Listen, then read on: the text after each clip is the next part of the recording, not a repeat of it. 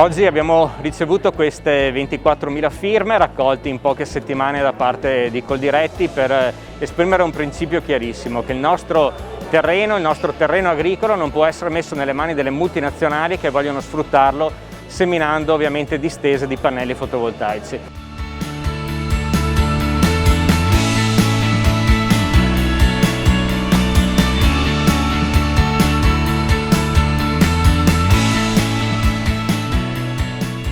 È una battaglia di buonsenso, una battaglia per lasciare alle future generazioni dei terreni vergini, ma soprattutto dei terreni che possono continuare a garantire un'agricoltura di qualità, visto che il Veneto è una delle regioni leader con oltre 7 miliardi di Expo.